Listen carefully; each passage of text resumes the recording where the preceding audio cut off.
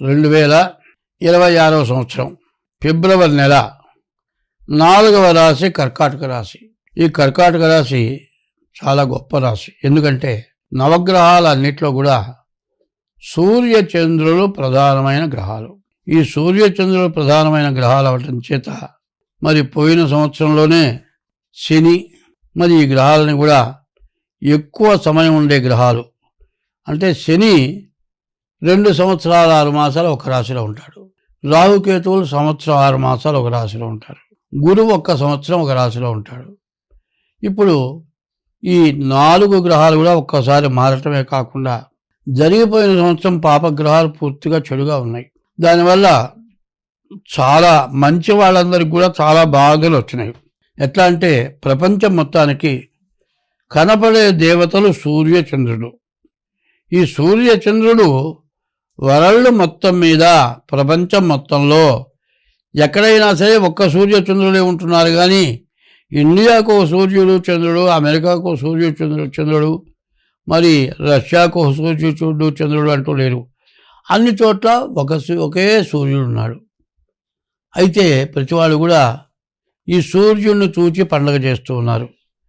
అన్ని మతాలకు కూడా కనపడే దేవుడు సూర్యుడు చంద్రుడుగా అనుకుంటున్నారు. మరి సూర్య చంద్రుడు చూచే వాళ్ళు పండగలు చేస్తున్నారు. మతం అంటే అందరితో మంచిగా బతికేదే మతం. కాబట్టి ఏ మతం కూడా చెడని నేను అనను. కానీ మతంలో కొన్ని స్వార్థాలు పెరుగుతున్నాయి. స్వార్థాలు పెరిగి ఏం చేస్తున్నారు? నీ మతం కంటే నా మతం గొప్పది, కాబట్టి నీ మతంలో నువ్వు బాగుపడలేవు, నా మతానికి రా అని చెప్పటం అనేది జరుగుతుంది. అట్లాంటిది తప్పు, అట్లాంటిది చేయకూడదు. ఒకవేళ అట్లా నీ మతంలోకి వాళ్ళు వస్తే నీకు వచ్చే ప్రయోజనం ఏమన్నా ఉందా? ఏమీ లేదు. తర్వాత ఇంకోటి ఏంటంటే, ఒక మతం వాడు ఇంకో మతానికి వస్తున్నాడండి, మరి ఆ మతస్థుల పిల్లని చేసుకుంటాడా? హిందూ ఉన్నాడు, ముస్లిం మతానికి వెళ్ళాడు. హిందూ ఉన్నాడు, క్రిస్టియన్ మతానికి వెళ్ళాడు. మరి హిందువు ముస్లిం పిల్లని చేసుకుంటాడా? మళ్ళీ మతం మారిన చేసుకోడు. మరి హిందూ ఉన్నాడు, క్రిస్టియన్ మతానికి వెళ్ళాడు, క్రిస్టియన్ పిల్లని హిందువు చేసుకుంటాడా? చేసుకోడు. కులాన్ని మాత్రం వదులుకోలేడు. మతాన్ని ఎందుకు వదులుకోవాలి? మతం అనేది వంశపారంపర్యంగా వచ్చేది. ఎవరి మతం వాళ్ళకు గొప్పదేనే కాదంటలా. కానీ ఇట్లాంటి పనులు చేయటం తప్పు. ఏ మతం కూడా ఇంకో మతాన్ని, ఇంకో వ్యక్తిని ద్వేషించమని, ఏ జీవరాశిని హింసించమని ఏ మతం చెప్పలే. అన్ని మతాలు కూడా నువ్వు చక్కగా బతుకు, సత్యంగా ఉండు, ధర్మంగా ఉండు, ఎవరికి అపకారం చేయబాకు, చేతనైతే ఎవరికైనా ఉపకారం చేయి అనే ప్రతి మతం చెబుతోంది.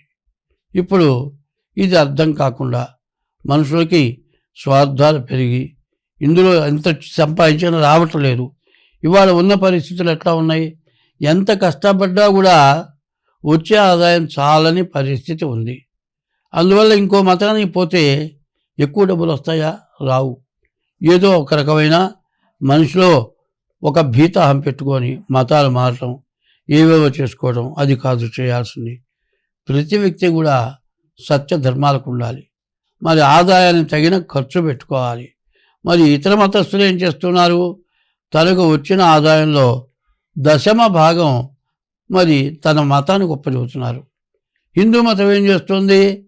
హిందూ మతానికి వచ్చిన ఆదాయంలో 10వ వంతు ఒప్పచెప్పకపోగా మన హిందూ దేవాలయాల్లో వచ్చే ఆస్తులు, హిందూ దేవాలయాల్లో వచ్చేటువంటి బంగారం, వెండి ఇట్లాంటివి, మరి పొలాలు ఇట్లాంటివి ఉంటే కాజేసుకొని స్వాధీనం చేసుకొని దేవుడికి లేకుండా చేస్తున్నాయి. ఇతర మతాలు దేవుడికి ఇస్తున్నాయి. మన మతం, హిందూ మతం ఇవ్వట్లే. ఇటువంటి దాన్ని తేలిగ్గా చూసుకొని ప్రతి మతం హిందూ మతాన్ని విమర్శిస్తున్నాయి. దీన్ని మార్చుకోవాలి. ప్రతి వాళ్ళు కూడా ఎట్లా మార్చుకోవాలి? మన చిన్నపిల్లలు ఉన్నారండి, మనం కుడి చేత్తో తింటున్నాం. చిన్నపిల్లలు వాళ్ళకి తెలియక ఎడం చేత్తో తింటారు. ఒరే ఎడం చేత్తో తినకూడదురా అని కుడి చేత్తో తింటాం నేర్పినట్లుగా మనం కూడా ఒకళ్ళకొకళ్ళు చెప్పుకొని మన మతంలో ఉండే పద్ధతులేంటి, మనం ఎట్లా బతకాలి. ఒకప్పుడు మన లోపం వల్లనే ఇంగ్లీష్ వాళ్ళు వచ్చి 500 సంవత్సరాలు మన రాజ్యాన్ని పరిపాలన చేసి మన దేశమంతా దోచుకొని వెళ్ళిపోయినారు. మళ్ళీ ఇప్పుడు ఆ పరిస్థితులు రావడానికి సిద్ధంగా ఉన్నాయి. కాబట్టి మన రాశి వాళ్ళు, ఈ కర్కాటక రాశి వాళ్ళకి మరి 2025 సంవత్సరం మార్చి 30 వరకు అష్టమంలో శని ఉండి చాలా బాధలు పడ్డారు. నాది కూడా కర్కాటక రాశి. మరి కర్కాటక రాశిలో నేను కూడా చాలా కష్టాలు పడ్డాడు. మరి పునర్వసు నక్షత్రం 4వ పాదం కర్కాటక రాశిలో రామచంద్రమూర్తి పుట్టాడు.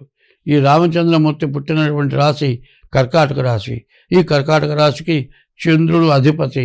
ఈ చంద్రుడు అధిపతి అయినటువంటి రాశి పూర్వజన్మలో ఎంతో పుణ్యం చేసుకుంటే, మానవ జన్మ ఎత్తిన తర్వాత ఎంతో విపరీతమైన పుణ్యం చేస్తేనే మానవ జన్మ వచ్చింది.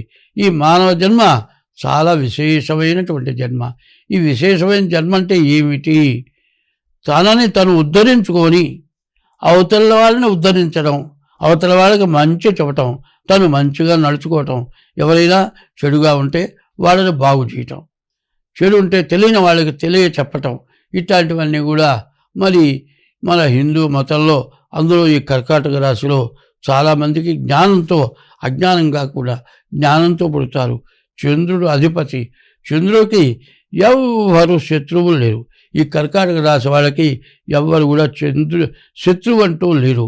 శత్రుత్వం చూపించి నీకు అపకారం చేస్తే కూడా వాళ్ళు వస్తే తిరిగి ఉపకారం చేసే మనస్తత్వం ఈ కర్కాటక రాశికి ఉంటుంది. ఇటువంటి రాశిలో పుట్టినటువంటి వాళ్ళకి మొన్నటిదాకా బాగా విపరీతమైన కష్టాలు, విపరీతమైన బాధలు వచ్చినాయి. నేను ఒకటే చెబుతున్నా, నేను జ్యోతిష్యం చెప్పడం మొదలుపెట్టిన తర్వాత ఇట్లాంటి బ్యాడ్ టైం వస్తుందనేది, రేపు పరిస్థితిలో ఇబ్బంది అవుతుంది, అప్పుడు లేకపోతే ఇబ్బంది పడతాను అనేటువంటి ఆలోచన లేకుండా నేను బాగా సంపాదించింది ఎవరు ఇష్టం వచ్చిన వాళ్ళకి వాళ్ళకల్లా ఇచ్చా. ఎవరికో ఇలా కుటుంబ సభ్యులకే ఇచ్చా, పిల్లలకే ఇచ్చా అనుకుందాం. మరి ఎవరన్నా స్నేహితులు వాళ్ళు కష్టపడుతుంటే చూచాను. చివరికి వచ్చేప్పటికీ నాకు ఆస్తి అంటూ ఏమీ లేకుండా అంత ఆస్తి పిల్లలకి ఇచ్చేసి, నా డబ్బు కూడా, నా దగ్గర ఉన్న డబ్బు సంపాదన మరి ఆ కష్టం వచ్చిన వాళ్ళకి దానం చేసి, అంటే ఈ కర్కాటక రాశికి ఉదార స్వభావం, బాధపడుతుంటే చూడలేనటువంటి మనస్తత్వం.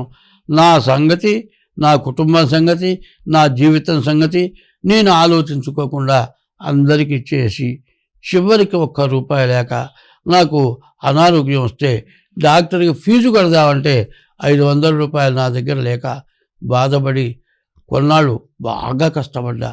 చాలా అసలు బతకడమే దండగనుకున్నా. అట్లాంటి కష్టాల నుంచి మళ్ళీ బయటపడి ఇదివరకు ఎట్లా సంపాదించాను మళ్ళీ భగవంతుడు అట్లా ఇచ్చాడు. దీనివల్ల కొంత జ్ఞానోదయం కలిగింది. మనిషికి మంచి జ్ఞానం రావాలి. మంచి జ్ఞానం రావాలంటే కష్టపడితేనే జ్ఞానం వస్తుంది. బంగారం కరిగిస్తే నల్లగా అయిపోతుంది.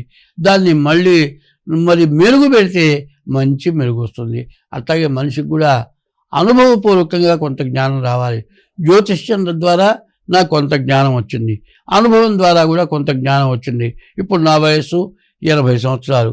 ఇప్పుడు నేను చెప్పేది అనుభవంతో చెబుతున్నది. ఈ అనుభవంతో చెప్పేది ప్రతి వాళ్ళు కూడా అంగీకరించాల్సిన అవసరం ఉంది. మనం ఏ శుభకార్యం చేసినా మనం ఏం చేస్తాం? అందరిలో పెద్దవాళ్ళు, వృద్ధులైనటువంటి దంపతుల చేత ఆశీర్వచనం తీసుకుంటాం. ఎందుకంటే వాళ్ళ అనుభవంతో ఉండి అన్ని కష్టాలు పడి చివరికి అందరూ బాగుండాలనేటువంటి మనస్తత్వం కలిగిన వాళ్ళ యొక్క ఆశీర్వచనం తీసుకుంటారు. అట్లాగే ఈ కర్కాటక రాశికి నిన్నటిదాకా బాగా కష్టాలు వచ్చాయి. మళ్ళీ ఇప్పుడు కూడా శని మార్చి 30వ తారీఖు 2025 మార్చి 30వ తారీఖు అష్టమం నుంచి నవమానికి శని వచ్చాడు. కానీ ఇప్పుడు అష్టమంలో బుధుడు, శుక్రుడు, రాహువు చేరారు. మరి అష్టమ నవములు కష్టపు దినములు. ఇప్పుడు కూడా బాగా కష్టపడేటువంటి సమయం. ఈ సమయంలో నాది కూడా కర్కాటక రాశి కాబట్టి ప్రత్యేకించి చెబుతూ ఉన్నాను. ఇప్పటికి చాలా జాగ్రత్త పడ్డా కూడా విపరీతమైన ఖర్చులైనవి, బాగా విపరీతమైన ఖర్చులు వచ్చే లక్షణాలు ఉన్నాయి. ఈ పరిస్థితుల్లో బాగా ఇబ్బంది పడతారు. కాబట్టి మీరు ఏం చేయాలి? అసలు మీ రాశి కరెక్ట్ అవునా కాదో చూసుకోండి. రాశి కరెక్ట్ అయినా కాకపోయినా ముందు జన్మ లగ్న రీత్యా చూసుకోవాలి. ఎందుకంటే మీరు పుట్టిన తారీఖు, నెల, సంవత్సరం ద్వారా పుట్టిన సంవత్సరం, 14 జన్మ లగ్నం, జన్మ రాశి వస్తుంది. దాని ద్వారా జాతకం చూపించుకోవాలి. ఈ రాశి వాళ్ళకి చెప్పాలి అంటే మరి బుధుడు శుక్రుడు మాత్రం బాగున్నాడు, రవి కుజులు బాగాలేరు. మరి ఈ రాశిలో ఆడవాళ్ళకి కానీ మగవాళ్ళకి కానీ మరి మానవులకి ఇప్పుడు ఏమవుతుందంటే మరి భోగం అనేది సంభోగం, స్త్రీ సంభోగం, ఈ సంభోగంతో మనిషి ఆయుష్ కుంగిపోతుందన్నది. కాబట్టి దానికోసమని హిందూ సాంప్రదాయంలో భార్యాభర్త ఇద్దరి సంభోగం చేయటానికి అర్హులు, ఇతరులతో కలవకూడదు అనేటువంటి ధర్మం మన అనాది మతం చెప్పున్నది. ఈ సప్తమంలో శని ఉంటే చెడు బుద్ధులు పుడతాయి, పరస్త్రీ వ్యామోహం, పరపురుష వ్యామోహం ఇట్లాంటివి తయారైపోయి కుటుంబం నుంచి విడబడిపోయి భార్య పిల్లల్ని వదులుకొని మరి చివరికి రెండో వాళ్ళతో కలిసి వాళ్ళకి నీకు కుదరక విడబడిపోయి భార్యాభర్త ఇద్దరు పిల్లలు కూడా అన్యాయం అయిపోయే లక్షణాలు బాగా ఎక్కువగా కనబడుతున్నాయి. కాబట్టి ఈ రాశి వాళ్ళు సప్తమ కుజుడు ఉండడం చేత చాలా కష్టాలు. ద్వాదశంలో శని ఉన్నాడు, సప్తమ కుజుడు ఉన్నాడు, మరి అష్టమంలో రాహువు, ద్వితీయంలో కేతువు. ఈ కాల సర్పదోషం కుజ దోషం బాగా ఎక్కువగా ఉంది. దీనివల్ల ఈ కర్కాటక రాశికి కూడా చాలా నష్టాలు కష్టాలు రావడానికి అవకాశం ఉన్నది. కాబట్టి ముందుగా మీ డేట్ ఆఫ్ బర్త్ ద్వారా మీ జాతకం చూపించుకొని తగిన ఉపశాంతి చేసుకోండి. ఈ కర్కాటక రాశి వాళ్ళు మేము గొప్పవాళ్ళమని అహంకార పడవద్దు. అహంకారపడే స్వభావం కర్కాటక రాశికి లేదు. నాబోటి వాళ్ళు చెప్పిన తర్వాత పూర్తిగా జాగ్రత్త పడేటువంటి మనస్తత్వం ఈ కర్కాటక రాశి వాళ్ళకి ఉన్నది. కాబట్టి ఈ కర్కాటక రాశికి ఇప్పుడు నేను చెప్పింది విన్న తర్వాత మీరు ఎంత జాగ్రత్త పడితే అంత మంచిది. నష్టపడ్డ తర్వాత మీరు ఏమి ఆలోచించినా ఏమీ ప్రయోజనం లేదు. కాబట్టి ముందుగా జాగ్రత్త పడండి. స్వస్తి.